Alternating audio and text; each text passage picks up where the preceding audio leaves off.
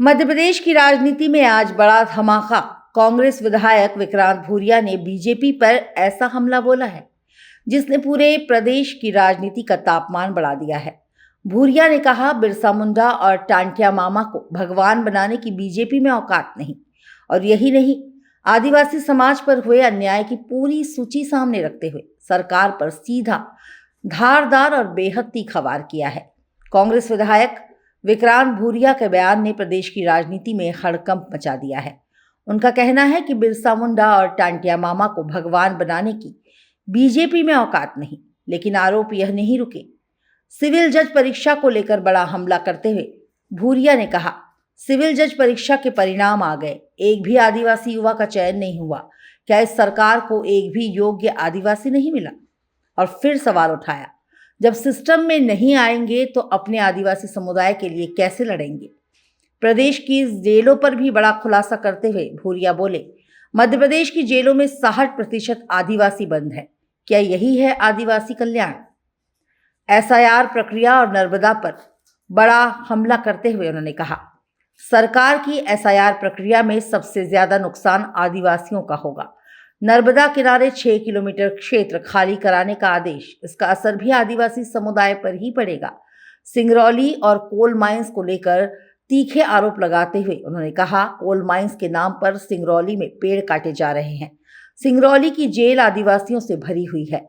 2 करोड़ आदिवासियों की राजनीति पर बात करते हुए भूरिया ने कहा, यह 121 पदों की लड़ाई नहीं, ये 2 करोड़ आदिवासियों की लड़ाई है। बीजेपी पर सीधा आरोप जड़ते हुए भूरिया ने कहा, बीजेपी आदिवासियों को वनवासी कहकर बुलाती है। यह सरकार आदिवासी समाज की दुर्गति कर रही है, उनके हक छीन रही है, जमीनें ले रही है, विकास के नाम पर उन्हें उजाड़ रही है। विक्रांत भूरिया का बयान अब सिर्फ आरोप नहीं बल्कि आदिवासी राजनीति का बिगुल माना जा रहा है। ये देश की जो आत्मा है, वो आत्मा कहीं ना कहीं इस देश पर जो सबसे पहले काबिज हुए, इस धरती पर जो सबसे पहले काबिज हुए, यहां के मूल निवासी आदिवासियों की है। और जब जब आदिवासियों पर शोषण होगा, कहीं ना कहीं इस देश की अस्मिता आहत होगी।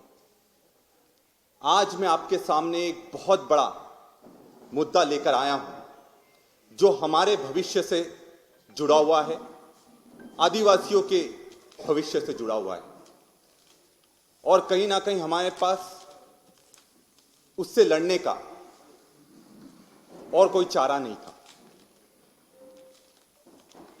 सिविल जज की परीक्षा 2022 के रिजल्ट आ गए।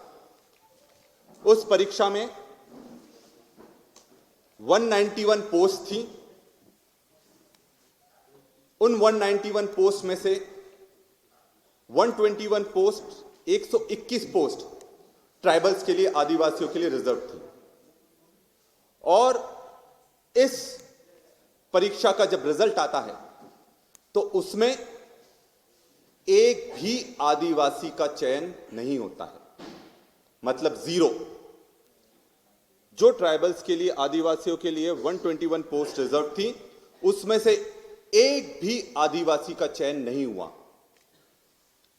क्या यह मजाक है? हां, बिल्कुल, हमारे आदिवासियों के साथ यह बहुत बड़ा मजाक है।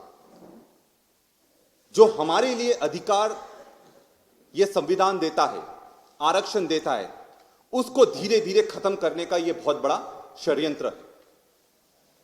और क्या एक भी एलिजिबल आदिवासी नहीं मिला इस परीक्षा के लिए? 2021 के बाद से 2025 हो गया है और अभी तक एक भी आदिवासी का उसमें चयन 2021 के बाद से नहीं हुआ है।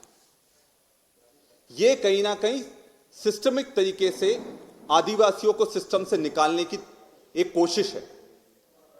आदिवासियों के लिए सिस्टम के दरवाजे बंद करने की कोशिश है। जब न्यायपालिका में ही हमारा आदिवासी नहीं आ पाएगा तो अपने लोगों के लिए लड़ाई कौन लड़ेगा?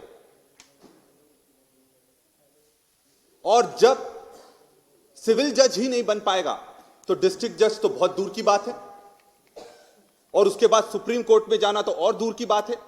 मतलब इस परीक्षा से वंचित रखकर हमने आने वाले 15 से 20 साल के लिए डिस्ट्रिक्ट जज के पोस्ट आदिवासियों के लिए बंद कर दिए।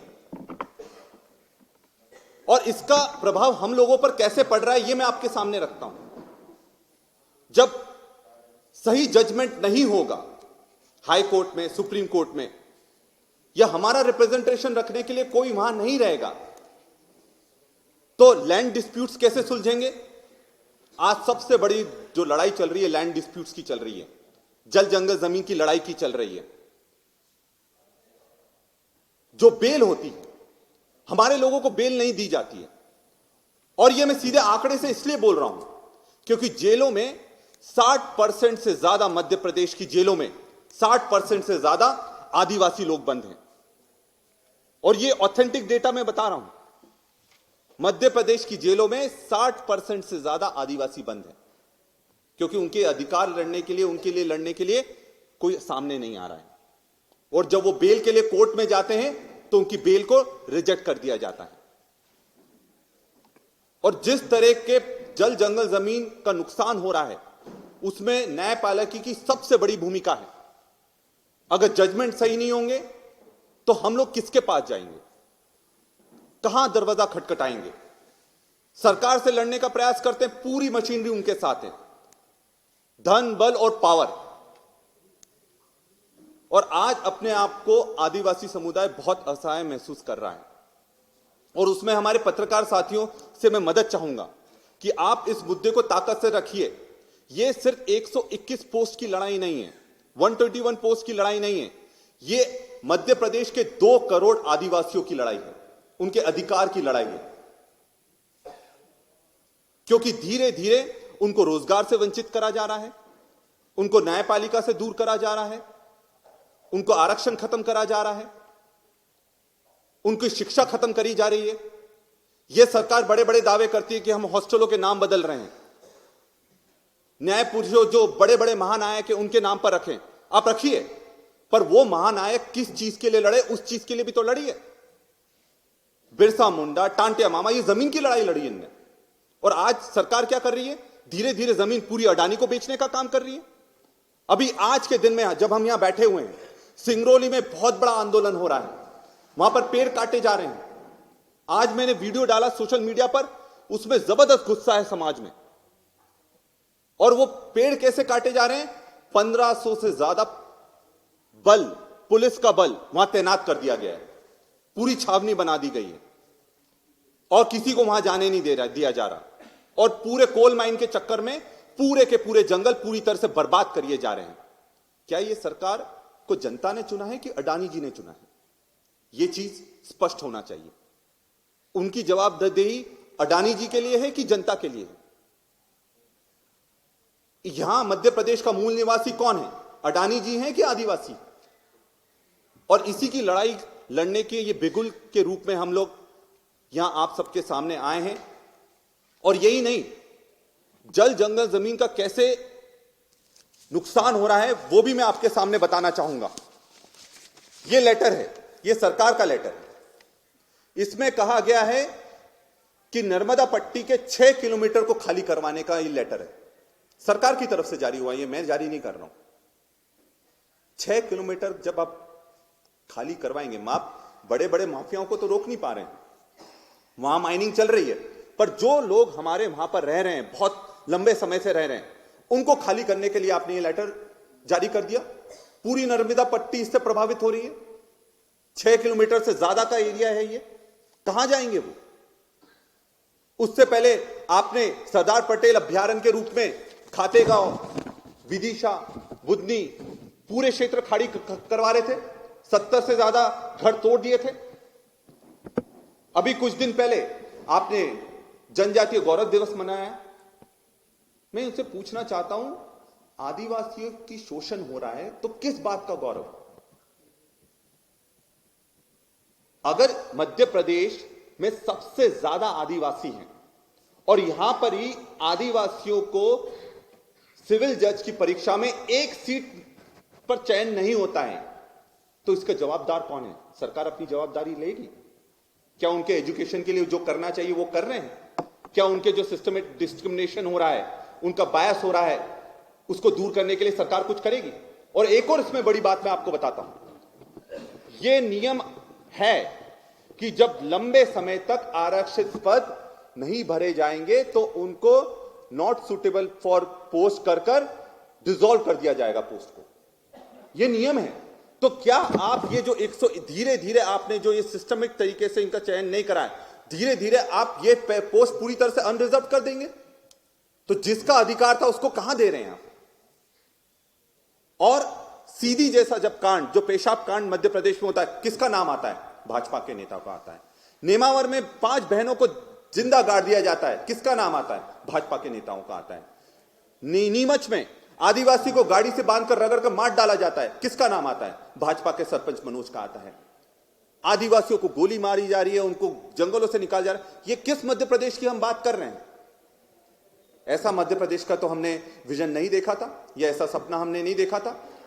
जो चुनौतियां हमारे लोगों को देखना पड़ रही है, आज आपको बता दूं, जो एसआईआर की ड्राइव हो रही है उसमें सबसे ज्यादा नुकसान किसका होने वाला है? आदिवासियों का, जो पलायन पर गए। अगर आपको एसआईआर की ड्राइव करनी थी, बिहार में हमने देखा किस तरह से भाजपा चुनाव जीत गई एसआईआर के दम पर, और 10,000 जो रुपए दिए हैं, रिश्वत दिया है उसके दम पर मध्य प्रदेश का मैं आपको बता रहा हूं, अगर आपको मध्य प्रदेश में एसआईआर ड्राइव करवानी थी तो आपको दिवाली के पहले करवाना था। जब सब लोग अपने घर लौट आते हैं तो अपने घर पर रहते तो अपना वो नाम जुड़वा लेते, पर आपने जानबूझकर जब वो वापस चले गए, अब होली के बाद आएंगे, तब तक तो वो लोग यहां पर नहीं होंगे, उनका नाम कट जाएगा। तो सरकार इसके लिए क्या कर रही है?